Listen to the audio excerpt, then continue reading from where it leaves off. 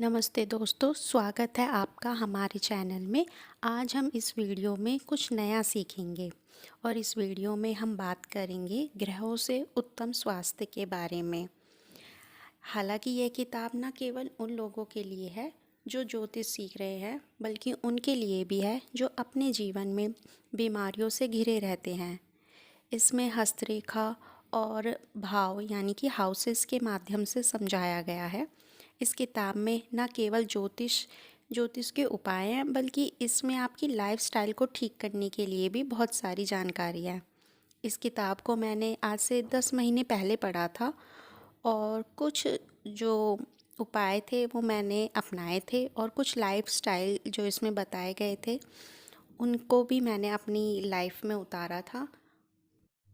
हम दोनों किताबों को पढ़ेंगे धीरे धीरे। इसमें मैं आपको थोड़ी सी समरी बताऊंगी और इसमें जो लक्षण बताए गए हैं वो बताऊंगी। त्रिकभवनों की गाथा हम कुछ टाइम बाद पढ़ेंगे। पहले हम ग्रहों से उत्तम स्वास्थ्य को जान लेते हैं, क्योंकि कुछ लोगों की लाइफ में ऐसा होता है कि उनको अपनी बीमारियों का पता ही नहीं होता और कभी कभार टेस्ट में भी कुछ नहीं आता। डॉक्टर भी पता नहीं कर पाते हैं कि किस वजह से बीमारियां हो रखी हैं, और हमारे ज्योतिष के उपायों से उससे कुंडली से पता चल जाता है कि किस वजह से ये बीमारी आई है, किस कर्म की वजह से ये बीमारी आई हुई है और उसका क्या उपाय किया जाए।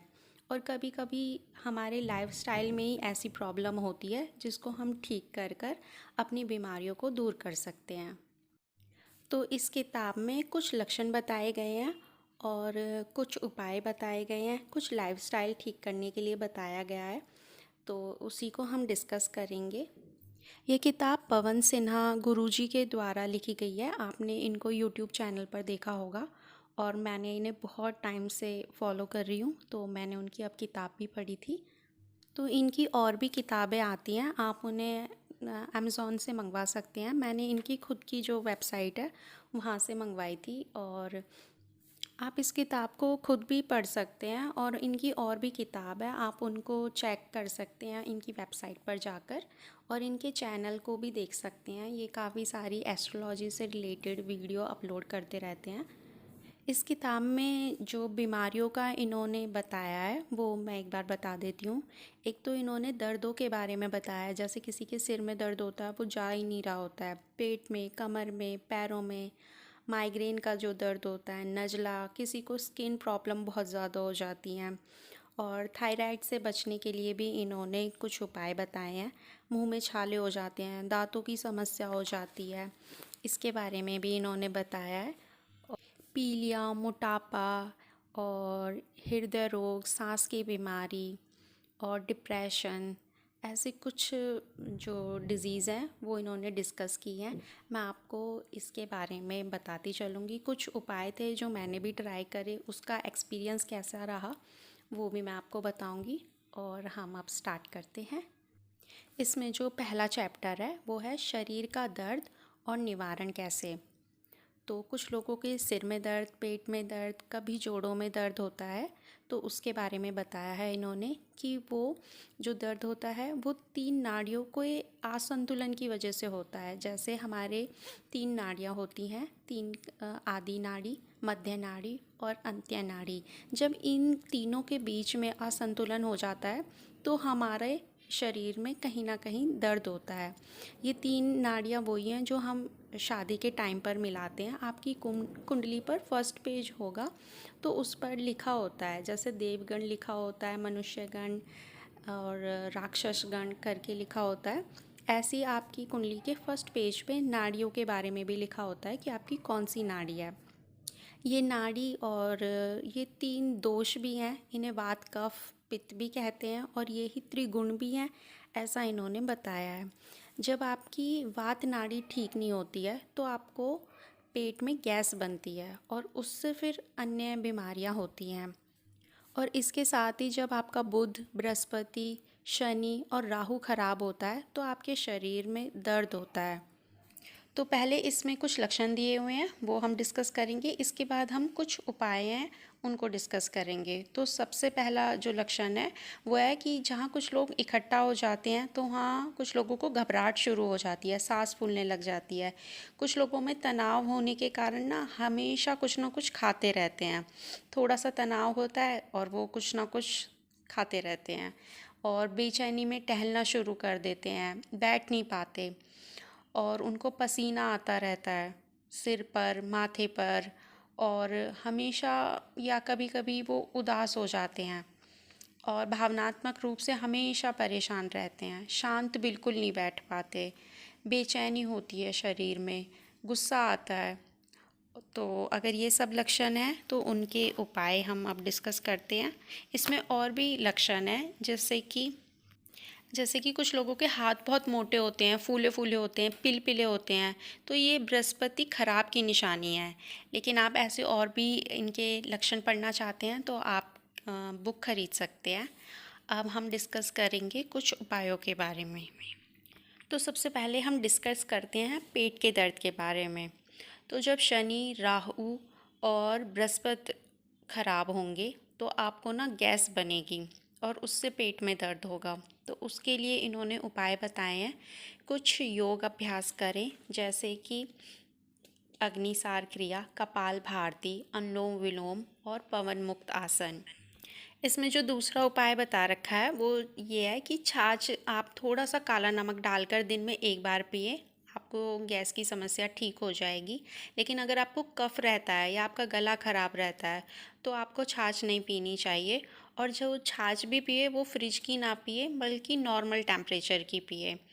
और अगर आप चाहते हैं तो छाछ को ना आप हींग और जीरे में छौंक लगाकर भी आप उसे पी सकते हैं, वो भी अच्छी होती है और उससे पैरों में दर्द नहीं होता। खास कर ना जब बारिश का टाइम होता है और जब भी हम छाछ पीना चाहते हैं तो आप इस तरीके से छाछ पिएंगे तो वो आपको नुकसान नहीं करेगी। और इसके बाद जो नेक्स्ट उपाय है वो है कि जब शनि और राहु बहुत परेशान करते हैं तो गैस बहुत बनती है, तो उसके लिए ना पैरों में काला धागा बांध लेना चाहिए। और जो धागा बांधना है वो कसकर भी नहीं बांधना और ढीला भी नहीं बांधना। इससे ये होगा कि आपको ना पेट की समस्याएं ठीक रहेंगी। और कुछ लोगों की जो धरण होती है वो गिर जाती है, तो पहले ना अपनी धरण को चेक कर ले, कहीं उससे तो गैस नहीं बन रही है, और वह पहले उसको ठीक करे, उसके बाद इस वाले धागे को बांधे। अगर आपकी धरण ठीक नहीं है तो फिर आप धागे को ना बांधें। एक आता है कैस्टर ऑयल, और उसको अरंडी का तेल कहते हैं। उससे नाभि के आसपास अगर आप मालिश करते हैं तो इससे गैस में की समस्या में भी राहत मिलती है और राहु भी अच्छा होना स्टार्ट हो जाता है। एक इसमें छोटा सा उपाय और है कि आपको अगर गैस बनती है तो आप हींग की मालिश कर सकते हैं पेट के आसपास। और हींग खाने से और मालिश करने से बृहस्पति मजबूत होता है। अब चलते हैं कमर दर्द के ऊपर। काफ़ी लोगों को कमर दर्द होता है, ऑफिस में काम करते करते कमर में दर्द हो जाता है, तो उनके लिए है कि अगर आपका शनि खराब है तो कमर में दर्द होगा। उनको कलौंजी, मेथी और अजवाइन का चूरन लगभग आधे चम्मच गर्म पानी के साथ सोते समय लेना चाहिए। अगर शनि से कोई परेशानी है तो मेथी और अजवाइन ज़रूर लेनी चाहिए।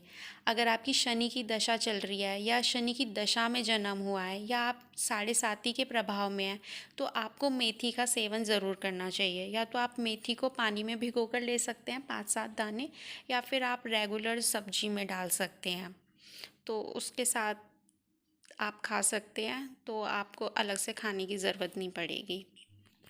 और इसमें बताया हुआ है कंधे के दर्द के लिए और गर्दन के दर्द के लिए, या फिर आपकी केतु की दशा भी चल रही हो तो भी आप इस काम को कर सकते हैं कि 2 से 4 चुटकी अश्वगंध ले सकते हैं, और शाम को गर्म दूध के साथ आप थोड़ी सी खांड ले सकते हैं। अगर आपको शनि से रिलेटेड कुछ रोग हैं और आप उनसे छुटकारा पाना चाहते हैं तो आप त्रिफला ले सकते हैं। त्रिफला बुध को भी शांत करेगा और शनि के रोगों को भी दबाएगा।